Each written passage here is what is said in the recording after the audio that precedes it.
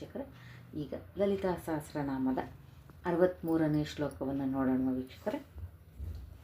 ಸುಪ್ತ ಪ್ರಾಜ್ಞಾತ್ಮಿಕಾ ತುರ್ಯ ಸರ್ವಾವಸ್ಥಾ ವಿವರ್ಜಿತ ಸೃಷ್ಟಿಕರ್ತ್ರಿ ಬ್ರಹ್ಮರೂಪ ಗೋಪ್ತ್ರಿ ಗೋವಿಂದ ರೂಪಿಣಿ. ಸುಪ್ತ ಅಂದರೆ ಗಾಢ ನಿದ್ದೆ, ಸುಪ್ತಾವಸ್ಥೆ, ಸುಪ್ತ ಪ್ರಜ್ಞೆ ಅಂತ ನಾವೆಲ್ಲ ಕೇಳ್ತೀವಿ ಗೊತ್ತಾ. ಮೆಡಿಟೇಷನ್ ಇದರಲ್ಲಿ ಸುಪ್ತ ಪ್ರಜ್ಞೆಯಲ್ಲಿ ಏನೇನು ನಮಗೆ ಕಾಣಿಸ್ಕೊಳ್ತವೆ, ಯಾವ ರೀತಿ ನಾವು ಸುಪ್ತ ಪ್ರಜ್ಞೆಯಲ್ಲಿ ಎಲ್ಲೆಲ್ಲಿ ಟ್ರಾವೆಲ್ ಮಾಡಿ ಬರ್ತೀವಿ ಅನ್ನೋದು ಸಹ ನಾನು ಮೆಡಿಟೇಷನ್ ಚಾನಲ್ ಮುಖಾಂತರ ನಾನು ಹೇಳೋದಕ್ಕೆ ಇಷ್ಟಪಡ್ತೀನಿ ವೀಕ್ಷಕರ ಮುಂದೆ. ಈಗ ಲಲಿತಾ ಸಹಸ್ರನಾಮದಲ್ಲಿ ನೋಡೋಣ. ಆ ಗಾಢ ನಿದ್ರೆಯನ್ನು ಪ್ರತಿಪಾದಿಸುವ ತಾಯಿ ಯಾರು? ಜಗನ್ಮಾತೆ. ಸುಪ್ತ ನಿದ್ರೆಯಲ್ಲೂ ಸಹ ಎಚ್ಚರಗೊಂಡಿರುವ ಸಾಕ್ಷಿ ಸ್ವರೂಪಿಣಿ ಯಾರು? ಶ್ರೀಮಾತೆ. ನಾವು ಸುಪ್ತ ಪ್ರಜ್ಞೆಯಲ್ಲಿದ್ದರೂ ಸಹ ನಮ್ಮ ಮನಸ್ಸು ಜಾಗೃತಗೊಂಡಿರುತ್ತೆ ವೀಕ್ಷಕರೇ. ಈಗ ಆಸ್ಟ್ರಲ್ ಟ್ರಾವೆಲ್ ಮಾಡೋದು ಅದೆಲ್ಲ ಹೇಳ್ತೀವಲ್ಲ, ಅದು ಇದೇ ರೀತಿ ವೀಕ್ಷಕರೇ ಮಾಡೋದು. ಹಾಗೆ ಪ್ರಾಜ್ಞಾತ್ಮಿಕ, ಚೈತನ್ಯಯುತವಾದ ಶರೀರವು ಆಯಾಸಗೊಂಡಾಗ ವಿಶ್ರಾಂತಿಯನ್ನು ಒದಗಿಸುವ ನಿದ್ರೆ ಭರಿಸುವುದು ಜಗನ್ಮಾತೆಯೇ. ನೋಡಿ, ನಮ್ಮಷ್ಟಿಗೆ ನಾವೇ ನಿದ್ದೆ ಮಾಡೋದು ಅವೆಲ್ಲ ಅಲ್ಲ. ಆ ತಾಯಿ ನಮಗೆ ಪ್ರತಿಯೊಂದನ್ನು ಹೇಳಿಕೊಡ್ತಾಳೆ, ಪ್ರತಿಯೊಂದನ್ನು ತೋರಿಸ್ತಾಳೆ. ನಮ್ಮ ಶರೀರ ಯಾವಾಗ ಆಯಾಸಗೊಂಡಿದೆ ಅಂದಾಗ ಆ ತಾಯಿ ಆ ವಿಶ್ರಾಂತಿಯನ್ನು ಒದಗಿಸೋದಕ್ಕೆ ನಿದ್ರೆ ಬರೆಸ್ತಾಳೆ. ಮತ್ತು ನಿದ್ರೆಯಿಂದ ಎಬ್ಬಿಸುವವಳು ಸಹ ನಮ್ಮನ್ನು ಆಕೆ ಮತ್ತೆ ನಡಿ, ನೀನು ಕಾರ್ಯವನ್ನು, ನಿನ್ನ ಕರ್ತವ್ಯಕ್ಕೆ ಶುರುವಾಗು, ಚೈತನ್ಯವಂತರನ್ನಾಗಿ ಮಾಡೋದು ಸಹ ಶ್ರೀಮಾತೆಯೇ. ಆದ್ದರಿಂದ ಆಕೆ ಸುಪ್ತ ಪ್ರಾಜ್ಞಾತ್ಮಿಕ ಕೂಡ ಹೌದು.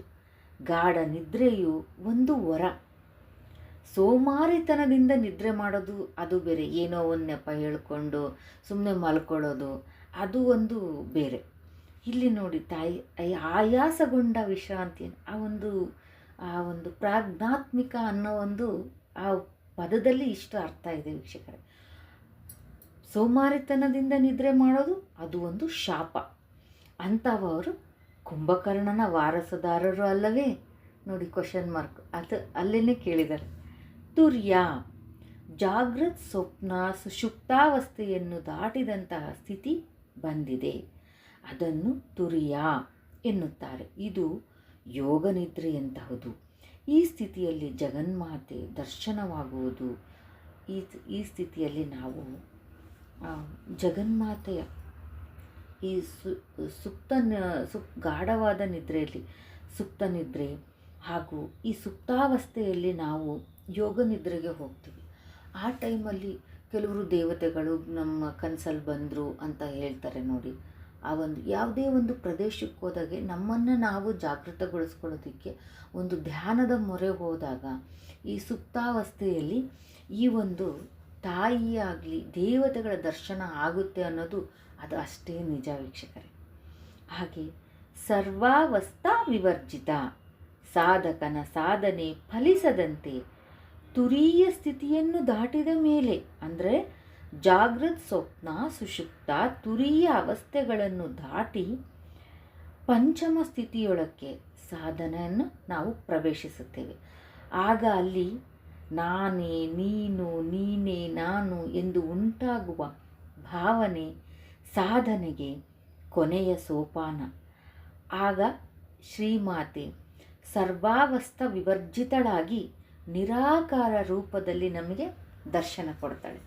ನೋಡಿ, ಸರ್ವಾವಸ್ಥ ವಿವರ್ಜಿತ, ಸಾಧಕನ ಸಾಧನೆ ಫಲಿಸಿದಂತೆ ತುರಿಯ ಸ್ಥಿತಿಗಳನ್ನು ನಾವು ದಾಟಿ ಮೇಲೆ ಹೋದಾಗ ಆ ಅವಸ್ಥೆಗಳನ್ನು ಪಂಚಮ ಸ್ಥಿತಿ ಅಂತ ಹೇಳ್ತಾರೆ. ಅದನ್ನು ಪ್ರವೇಶಿಸಿದಾಗ ಆ ಶ್ರೀಮಾತೆ ನಮಗೆ ಸರ್ವಾವಸ್ಥ ವಿವರ್ಜಿತಳಾಗಿ, ಅಂದರೆ ಯಾವುದೇ ಆಕಾರವಿಲ್ಲದೆ ನಿರಾಕಾರ ರೂಪದಲ್ಲಿ ಆ ಮಾತೆ ದರ್ಶನ ಕೊಡ್ತಾಳೆ ಅಂತ ಈ ಒಂದು ಅರ್ಥದಲ್ಲಿ ಇದೆ ವೀಕ್ಷಕರೇ. ಗೋಪ್ತ್ರಿ ಅಂದರೆ ಸರ್ವ ಸೃಷ್ಟಿಯನ್ನು ಸೃಷ್ಟಿಸುವ ಮಾನವ ಅಂತರಂಗದಲ್ಲಿ ಭಾವನೆಗಳೆಲ್ಲವನ್ನು ಸೃಷ್ಟಿ ಸಂಕಲ್ಪಗಳನ್ನು ಸೃಷ್ಟಿಸುವ ಶ್ರೀಮಾತೆ ಸೃಷ್ಟಿಕರ್ತೆ. ಸರ್ವಲೋಕಗಳನ್ನು ಗೋಪನ ಮಾಡುವವಳು ಅಂದರೆ ರಕ್ಷಿಸುವವಳು. ಮಾಡುವ ತಾಯಿ ಗೋಪ್ತ್ರಿ. ಹೊರಗೆ ಕಾಣಿಸದ ಶಕ್ತಿ ಸಕಲವನ್ನೂ ಸಹ ರಕ್ಷಿಸುತ್ತಾಳೆ. ಅಂತಹ ರಹಸ್ಯ ಸ್ವರೂಪಿಣಿಯೇ ಗೋಪ್ತ್ರಿ. ಗೋಪ್ತ್ರಿ ಯಾರು? ಗೋವಿಂದನ ರೂಪಿಣಿ. ಶ್ರೀಮಾತೆ. ಪುಂ ಅಂದರೆ ಪುರುಷ. ಪುರುಷ ರೂಪವೇ ಗೋವಿಂದ. ಆದ್ದರಿಂದ ಗೋಪಿಕೆಯರು ಆ ಸ್ವಾಮಿಯಲ್ಲಿ ತಮ್ಮ ಪ್ರತಿಬಿಂಬವನ್ನು ವೀಕ್ಷಿಸಿ ಆಕರ್ಷಿತರಾಗುತ್ತಾರೆ. ಅದೇ ಗೋವಿಂದ ರೂಪಿಣಿ ಅಂದರೆ ಯಾರು? ಆ ದೇವಿ ಶ್ರೀಮಾತೆ. ಇದಿಷ್ಟು 63ನೆಯ ಶ್ಲೋಕ ಮತ್ತು ಅದರ ವಿವರಣೆ ವೀಕ್ಷಕರೇ. ಮತ್ತೆ ಮುಂದಿನ ಶ್ಲೋಕದೊಂದಿಗೆ ಭೇಟಿಯಾಗೋಣ. ಧನ್ಯವಾದಗಳು.